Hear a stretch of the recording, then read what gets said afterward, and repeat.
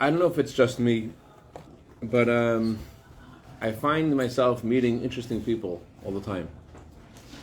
Just tonight, when I went to pick up the hamburgers for the class, there was another gentleman in front of me in line, and surprisingly, the kind of bird he had on his shoulders was a parrot. Because, when Jews carry birds on their shoulders, it's not always a parrot, right? I mean, what kind of bird do you have on your shoulders, right? Falcon. All right. So anyway, so he had a bird on his shoulders, and 1 second, hold on. Oh. So the gentleman has his bird on his shoulders, and we start talking, and he tells me about a fascinating event that happened in his life. He said he was driving from Malibu on the PCH, and there was a billboard of the Rabbi. And the Rebbe was speaking about how, in this billboard, how there's no such thing as religious people. Because every Jew is really religious. This whole idea of segregating, say these people are religious, these people are not religious. Everyone, it's something which, I don't know the Rebbe's words, but something like it causes this idea of friction, segregation. You're different. When the truth is deep down, we're all believers, children of believers. Like the Rebbe didn't subscribe to using the term chiloni, non-religious. Every Jew is a believer. Every Jew is a believer. I don't know the source of the story, so I heard the story. There's a group of students came to the Rebbe, and then the audience had with the Rebbe. They asked the Rebbe, "Are we good Jews or are we bad Jews?" So what do you say? They're not religious Jews. So you say they're good Jews means okay, we're good. We don't need to do anything. Say they're bad Jews, and then okay, why should they try to do anything? So the way I heard the story was, the Rebbe said there are no good Jews and there are no bad Jews. There's a ladder. The ladder of 613 commandments. And this is a ladder that connects the soul to Hashem. It says in the Torah, Jacob had a dream of a ladder with angels going up the ladder, and so too every Jew is on the ladder. And and because we're on this ladder, hold on. It's not a direction. Vaisa. We're on this ladder. Just because you're on let's say the 12th step of the ladder, another person's on the 2nd step of the ladder, doesn't necessarily mean you're higher. Because if yesterday the guy in the 12th step was on the 13th step, and the guy who's on the 2nd step was on the 1st step, so conceptually, the guy who's going upwards is higher. Although he may be lower right now, but he's on an onward direction. That's what I told the group of students according to the way I heard the story. So anyways, so this gentleman was very taken by this message he saw. And yeah, makes sense? I was going to say, basically the Rabbi was saying what direction you're going. Are you Right. going in the upwards direction Right. or downwards? Right. Are Right. you falling or are you going Right, falling? exactly. So this gentleman was very taken by this message. It made a profound effect on his whole life. He took a picture of this billboard, and he thought about it, and it really like motivated him to really make to embrace his Judaism and to acknowledge that we are really all the same. There aren't really differences between one person and another. And that's what motivated him to make little steps in his Judaism, because he felt like an ownership of it. And an ownership of a parrot, and that's what he keeps on his shoulders. Whatever, that's just a Jewish thing. I'll never forget that I was crossing Melrose and Hauser, I think, like 20 years ago, right after I moved here. And there's a Jew with a lizard or something on his neck. And are you Jewish? Of course he's Jewish. Who else carries a lizard on their neck? Anyway, so. Shouldn't go into the mikvah with him. But I think that this event is emblematic of what today is about. Today is the 28th of Sivan, and it is also the July 4th. When the Rebbe came to America, it was also July 4th, 28th of Sivan, and July 4th is celebrated in America as Independence Day, and Chabad celebrates the Rebbe's rescue, the Rebbe and the Rebbetzins' rescue from Nazi-torn Europe. But this celebration is not just a celebration of their survival. My grandfather, Rabbi Fogelman, was there when the Rebbe came from Europe, and he said that immediately there was a change in the atmosphere, the activities that started. It was exponential growth, almost immediately after the Rebbe's arrival. And this growth of Judaism in America that we all are so familiar with that we can't imagine it not being here, This growth began today. The renaissance of Judaism after the Holocaust began today in the 20th of Sivan. This is when it started. That's also connected to the number 28. 28 means power, and Sivan is a month when God gave us the Torah. And just like Hashem gave the Torah in the higher hemisphere on the 6th of Sivan, the Torah was given to Mount Sinai. Mount Sinai is considered part of the higher hemisphere because according to Kabbalah and Hasidus and Talmud, the way the world is shaped is that Israel is, so to speak, on the top of the world because it's the center of the world, and therefore we're on the bottom of the world. So we're in the lower hemisphere, and the Torah was given in the higher hemisphere. But in the way today, the 28th of Sivan, there was a power to break through a new frontier, and there was a power that brought the fact that we are all sitting here, the fact that you and I know each other. It's all because of today, 20th of Sivan. And it's something that this man, he was able to taste it. He was able to taste something of that light that was brought to America. In his way, in his billboard, in the PCH, I want to find the words to express what this is the man with the parrot. Man with the parrot. Wow. And he took this message you saw on the billboard. That to me really exemplifies what today is about. Americans consider this day to be a big day. They have independence, and it's also a day of independence in the Kabbalistic sense, because until this day, the Torah was stemming from Mount Sinai and reaching to throughout the world. But now, when the Rebbe came to America, America became a source of Judaism. It may sound overly patriotic or something to Lubavitch, what I'm saying, but I don't really feel it is. I feel it's just being honest and objective, just knowing just a little bit of history of what America was and what America is and how it happened. But let's forget my patriotism or not. Let me say it this way: Rav Nachman of Breslov gave the following parable. The king of Germany had a treasure house of wine in Hungary. Hungary was where the best wine was from. So the king of Germany sent his top ministers to go to Hungary to get the wine. But the top ministers, not schleppers, then I can drag all the wine and pick up all the wine. So they hire a farmer to come and do all the schlepping, do all the putting on the wagon, taking off the wagon. And this farmer, this schlepper, he looks at the ministers and the wine. He's like, "This is an opportunity here." He says, "You guys mind if I have a little of a glass of the wine?" And they don't want it's king's wine, but they didn't want to really, it doesn't belong to him. He's just a porter. But the other hand, he's asking, "Okay." And at pit stop, they gave him a cup of the king's wine. The guy was so excited because it tasted so good. Years later, he's sitting with his friends, and one of his friends pulls out a bottle and says, "This is Hungarian wine." It's really Hungarian wine. I haven't had that in 2 decades. The king's wine I had, and he pours him a glass of the so-called Hungarian wine. He tastes the wine. Feh! This ain't Hungarian wine. He's saying, "I've tasted Hungarian wine. This is not Hungarian wine." In a similar way, Rav Nachman was saying about how if someone's tasted the pleasure of connection to Hashem, in a mitzvah, in a song, in Torah, all the pleasures of the world are bland. That's what Rav Nachman was saying. In a similar way, we who have tasted from the Rebbe's light, and we see the Rebbe's light, we see the transformation of the America and the world.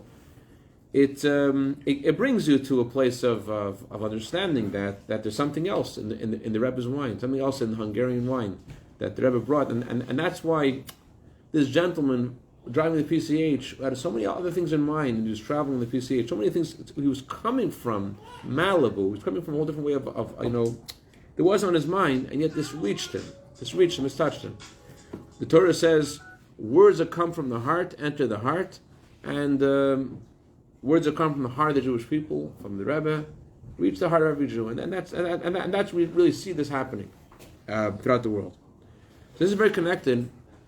This week's Torah portion. This week we read about Korach, and the whole story of Korach is a very difficult story to understand. Korach was supposed to be a very intelligent man, and yet he challenges Moses, and he fights with him. And the question is, what exactly was he thinking to argue with Moses, to challenge Moses? What was going on in his mind? So Kabbalah says that Korach actually had a vision of the future of the coming Mashiach. Right now, the Levites, the Leviim, are subservient to the Kohanim. They serve the Kohanim. I wash the hands of Reb David Cohen over here, Baruch Hashem. But Mashiach will come. It says that the Kohanim will be Leviim, and the Leviim will be Kohanim. Now, just point of fact, before Moshe Menachem gets any ideas, I want to tell you, it doesn't mean literally. It doesn't mean literally. A Kohen will stay a Kohen. However, it has something to do with the spirituality of those who will be born in the future as Kohanim, that their souls will come from the Levite energy, and those who will be born as Leviim will come from the Kohanic energy. But be it as it may, whatever way it's meant to be understood, the question is, why will this change? And where does this come from? So Korach's like, oh, I'm supposed to be the Kohen Gadol. Therefore, I should be the Kohen Gadol, because I'm going to be the Kohen Gadol when Mashiach comes. And he was just a little premature. But what does this mean? Why the Levi is a Levi, the Levi today, and the Kohen who he is, and why will it switch? So there's a verse in Ezekiel. Ezekiel was shown a vision of the future of the coming of Mashiach. He actually was able to go into the third base of Mikdash spiritually, a vision of it. I'm not sure the res of his vision. He saw a very vivid thing. And after the whole vision, the angel showing him around tells him that when Mashiach will come, the Kohanim, the Levites, the children of Tzadok, will serve Hashem in the third base of Mikdash. Do you hear the question? The Kohanim, the Levites. Which one are they? The Kohanim and the Levites. Well, in today's Chumash, we learned in today's Chumash, Rashi says they're from the same family. But that's not how this verse is phrased. The Kohanim, who are the Levites, the children of Tzadok. Tzadok was a Kohen who served in the first temple. And they were faithful to Hashem even at times others weren't faithful. And therefore, Tzadok will merit to serve Hashem in the third base of Mikdash. Fine. But who are the Kohanim, the Levites? So the Rizal says that the Kohanim will be Levites. The Kohanim who will be Levites. And the Levites will be Kohanim. That's how the Rizal knows that Mashiach will come, there will be this change. But what does that mean? So before we figure out what this means, let's go a little further down this Kabbalistic view. Who is the one who gives us this futuristic view of the future? Who tells us this? Ezekiel.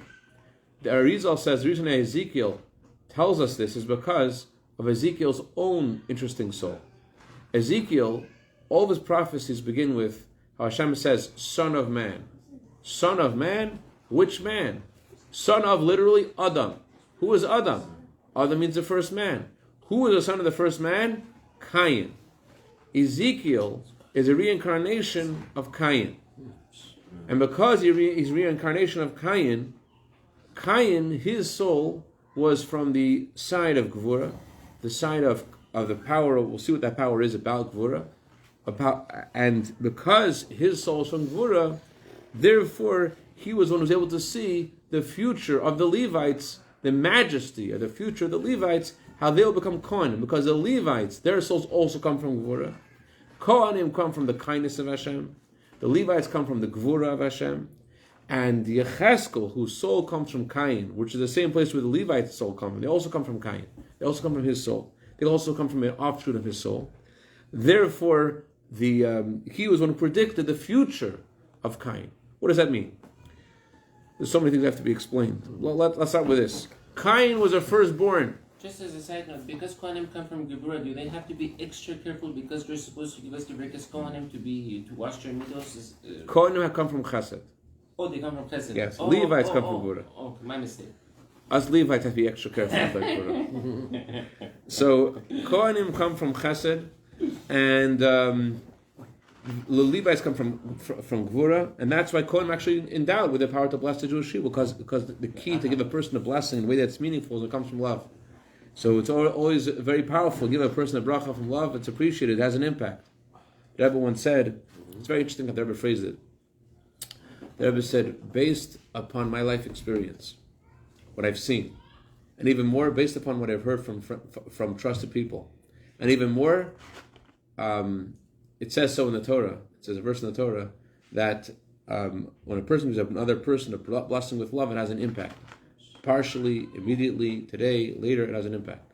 But it's interesting how the Rebbe's yardstick of reality is. What I've seen with my eyes, that's one level of authenticity. I've heard from people who are trustworthy. It's a high level of authenticity. It says so in the Torah. Like that's we're the opposite, right? When it says in the Torah, okay. Heard from friends. I saw with my eyes. That's the most real thing. But anyways, but the power of a Kohen to bless is because he has his chesed. So who are the original Kohanim? The original Kohen were meant to be the firstborn. Cain, who was the firstborn in history, he is the first son of Adam. He was meant to be the Kohen. He was meant to be the son who serves in the temple. And because of his sin of Cain, so he lost that right. But when Mashiach comes and his soul will be rectified, it'll be returned to Cain or to Cain's soul, and it will be returned to the Levites. Okay, so if Korach has his vision of the future, he's way ahead of everybody, so why is it considered a mistake? The contrary, he should be commended for being so futuristic. So have to understand a little bit more about this, about the energy of a Kohen and the energy of a Levi, and why there is a predominance to the Kohen over the Levi, and what the role of a Levi is, and how the role of the Levi and Kohen will change when Mashiach will come. So Chassidus gives an analogy of one man on top of a mountain, one man on a valley. In order for them to unite, it could happen two ways. One is that the man in the mountain could go down to the guy in the valley, and the other is the guy in the valley could go up the mountain. In a similar way, godliness and the world are in a bit incongruent with each other. The world's very physical, and godliness is spiritual. So how do they connect? There's one way of connecting is chesed. Chesed means to a bestowal of kindness. There's a revelation from on high that comes down to the world. That's one way. Another way is gvura.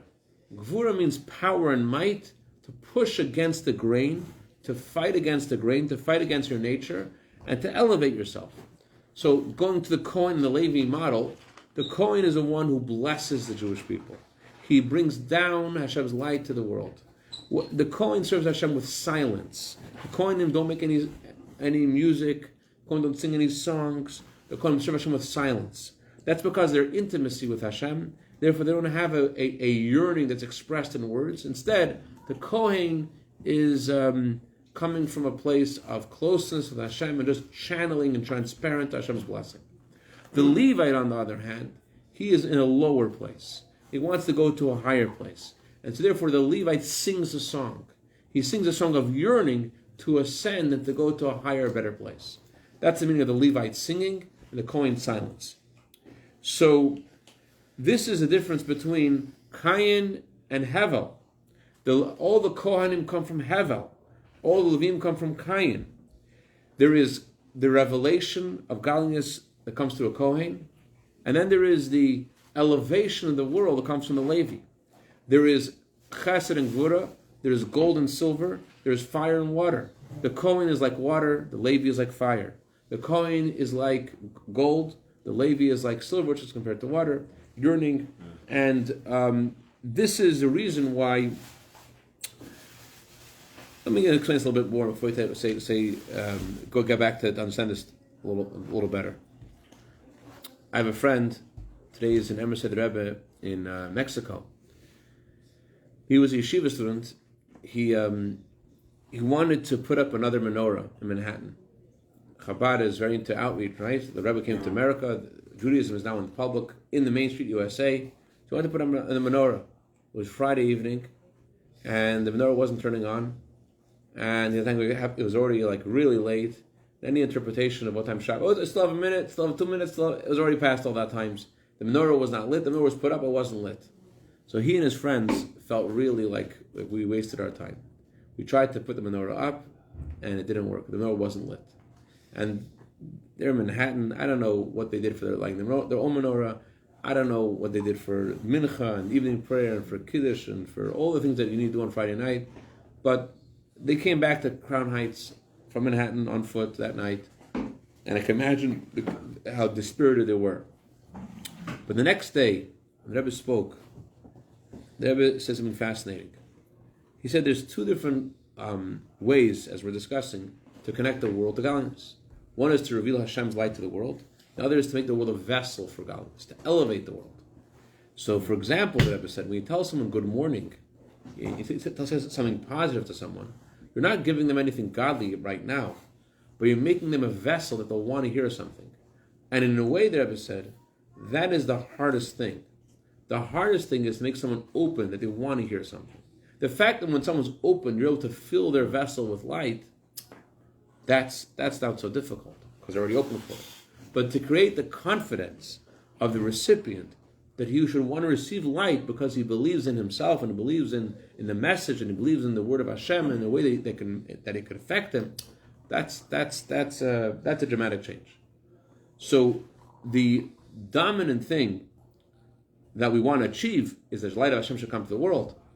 But the hard work, the heavy lifting, is in the Levite's job, which is to make the world a vessel for godliness. But the goal is to bring light of Hashem to the world. So today we want to accomplish that Hashem should have a home in this world. Once Mashiach comes, the world will already be a home for Hashem. So today the goal is the heavy lifting is indeed the Levi. But the Levim are assistants to the Kohen. The Levim are the ones who make the world, are about elevating the world prone and open to receive Hashem's light. But the goal is the Kohen to bring the light of Hashem into the world. The light of Hashem should fill the world. When Mashiach comes, it says in the Talmud, we'll go from strength to strength. We'll consistently be elevated higher and higher spiritually. So Korach, he misunderstood his role at the time. Korach said the main thing is the Levi. Mashiach will come, that's the main thing. To serve Hashem with the glory, to ascend higher and higher. That is the main thing then. But now to focus on your own spiritual elevation in favor of thinking about bringing the light of Hashem to the world is a mistake. Because the goal of creation is that Hashem should have a home in this world. So yes, it will have to be elevated, to be open, but the goal is that the light of Hashem should come to the world. Let me say in one sentence. A mitzvah is drawing godliness in a trajectory of above to below. Because the esrog or the tefillin are already open to receive Hashem's light. And that's the goal of creation, to bring the light of Hashem to the world. A hamburger, present company excluded, is something that can naturally bring you down, make you more earthy. When you take the hamburger and you decide that you're going to go against your nature and to have in mind that this is the purpose of why Hashem gave you the hamburger, to serve Hashem, and you actually use its energy to serve Hashem, you're going against the grain, the physical thing that you have. You're pushing against it. So is that the goal? Is the goal to push against the reality? So the goal is to bring it down. To prepare, you have to push against. Korach said, we're already here.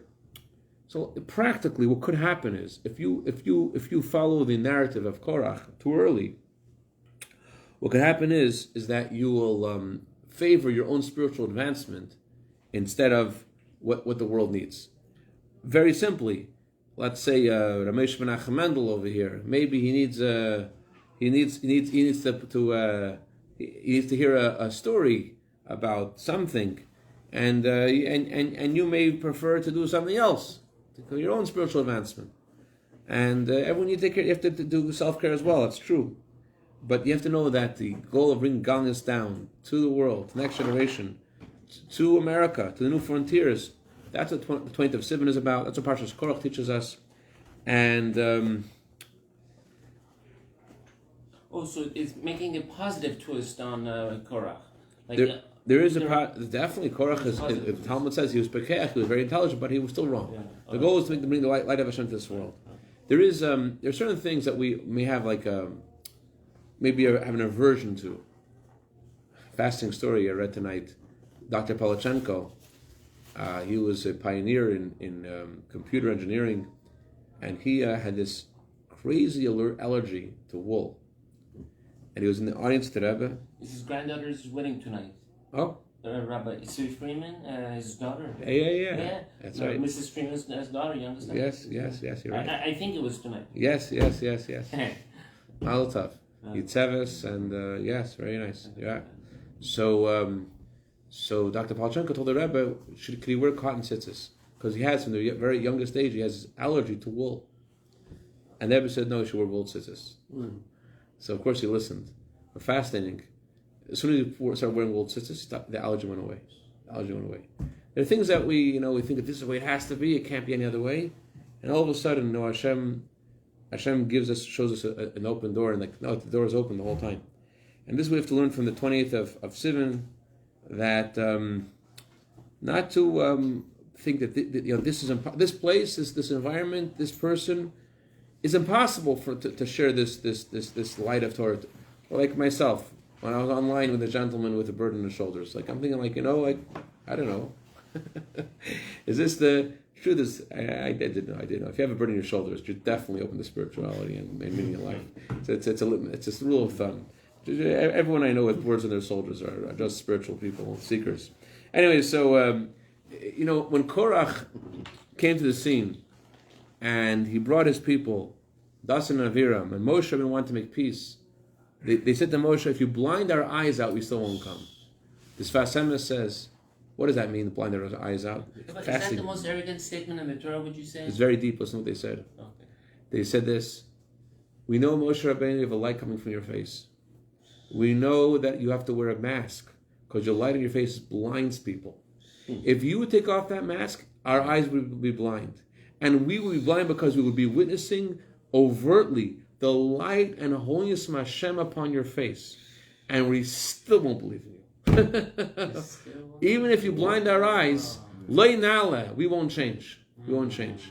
So we have all, Baruch Hashem, been blessed to see the light of the Rebbe, light of the 20th of Sivan. We can't be like Dasan Aviram and to take a deep breath and think about what we can accomplish and how we're really at the threshold of the coming Mashiach, waiting for the light to turn green. And we should see it happen immediately tonight. We should, the next word, next thought, and the next action. Make it happen. Chaim le'varacha. Chaim le'varacha. Okay.